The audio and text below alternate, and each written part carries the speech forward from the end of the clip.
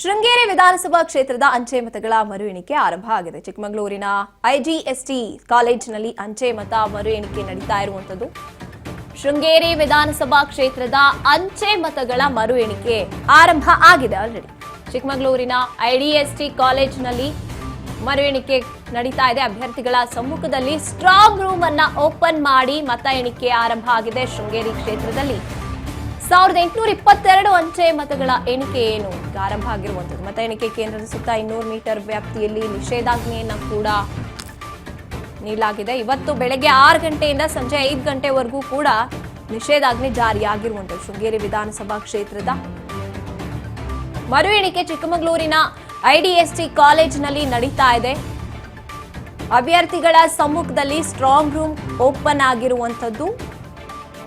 ಶೃಂಗೇರಿ ಕ್ಷೇತ್ರದಲ್ಲಿ ಚಲಾವಣೆ ಆಗಿದ್ದಂತ 1822 ಮತ ಎಣಿಕೆ ಕೇಂದ್ರದ ಸುತ್ತ 200 ಮೀಟರ್ ನಿಷೇಧಾಜ್ಞೆಯನ್ನು ಕೂಡ ಅಳವಡಿಸಲಾಗಿದೆ, ಜಾರಿಗೊಳಿಸಲಾಗಿರುವಂತದ್ದು. ವಿಧಾನಸಭಾ ಕ್ಷೇತ್ರದ ಅಂಚೆ ಮತಗಳ ಮರು ಎಣಿಕೆಗೆ ಆರಂಭ ಆಗಿದೆ. ಈಗಾಗಲೇ ಕರ್ನಾಟಕ ಹೈಕೋರ್ಟ್ ಆದೇಶವನ್ನ ನೀಡಿದ್ದಂಥದ್ದು ಇವತ್ತು. ಹಾಗಾಗಿ ಐಡಿಎಸ್ಟಿಯಿಂದ ಸರ್ಕಾರಿ ಕಾಲೇಜಿನಲ್ಲಿ ಮರು ಎಣಿಕೆ ಪ್ರಕ್ರಿಯೆ ಆರಂಭ ಆಗಿದೆ.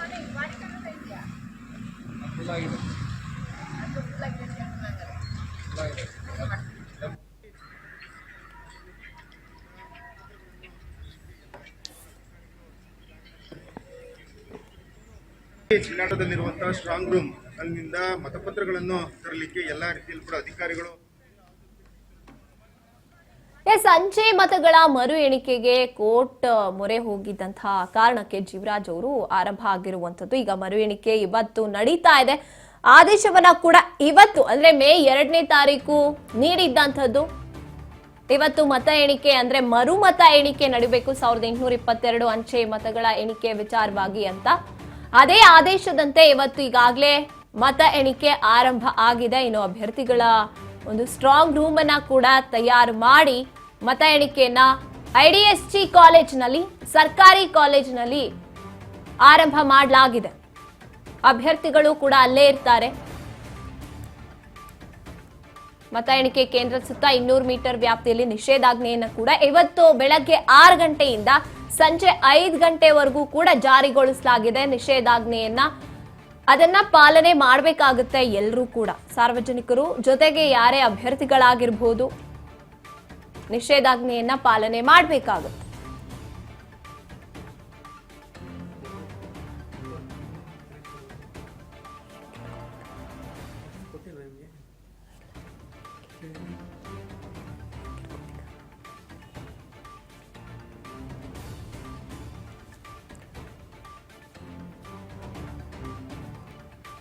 ಈ ಬಗ್ಗೆ ಹೆಚ್ಚಿನ ಮಾಹಿತಿಯನ್ನು ನಮ್ಮ ಪ್ರತಿನಿಧಿ ಮಧು ನೀಡ್ತಾರೆ.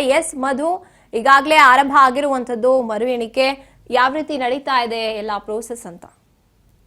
ಖಂಡಿತವಾಗ್ಲೂ ಗಾಯತ್ರಿ, ಏನು ಕಳೆದ 2023 ಮೇ 13ರಂದು ಚಿಕ್ಕಮಗಳೂರು ವಿಧಾನಸಭೆಯ ಕ್ಷೇತ್ರದಲ್ಲಿ ಶೃಂಗೇರಿ ಕ್ಷೇತ್ರದಲ್ಲಿ ಚುನಾವಣೆ ನಡೆಯುತ್ತೆ. ಆ ನಂತರವಾಗಿ ಬಿಜೆಪಿಯಿಂದ ಜೀವರಾಜ್ ಹಾಗೂ ಕಾಂಗ್ರೆಸ್ನ ಟಿ.ಡಿ. ರಾಜೇಗೌಡರವರು ಸ್ಪರ್ಧಿಸುತ್ತಾರೆ.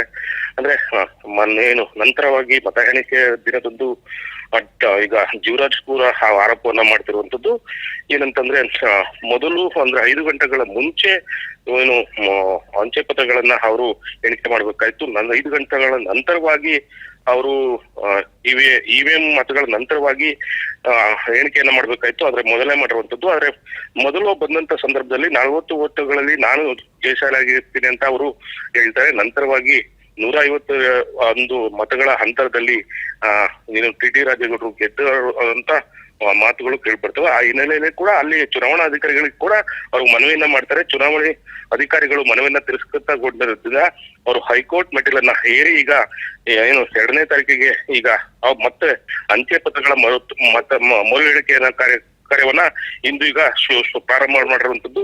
ಈಗ ಒಟ್ಟು 1822 ಮತಗಳಿದ್ದು 279 ಮತಗಳ ಏನು ತಿರಸ್ಕೃತಗೊಂಡಿರ್ತವೆ. ಈ ಮತಗಳ ಮರು ಎಣಿಕೆಯನ್ನ ಈಗ ನಡೆಸ್ತಿರುವಂತದ್ದು. ಅಂದ್ರೆ ಈಗ ಹಾಲಿ MLA ಆಗಿರುವಂತಹ ರಾಜೇಗೌಡರು ಮತ್ತು ಬಿಜೆಪಿ ಇಂದ ಸ್ಪರ್ಧೆ ಮಾಡಿದಂತ ಜೀವರಾಜರು ಕೂಡ ಈಗ ಐಡಿಎಸ್ಟಿ ಕಾಲೇಜಿನಲ್ಲಿ ಇರುವಂತದ್ದು. ಗಾಯತ್ರಿ, ಥ್ಯಾಂಕ್ ಯು ಮಧು ನಿಮ್ಮೆಲ್ಲ ಮಾಹಿತಿಗಾಗಿ.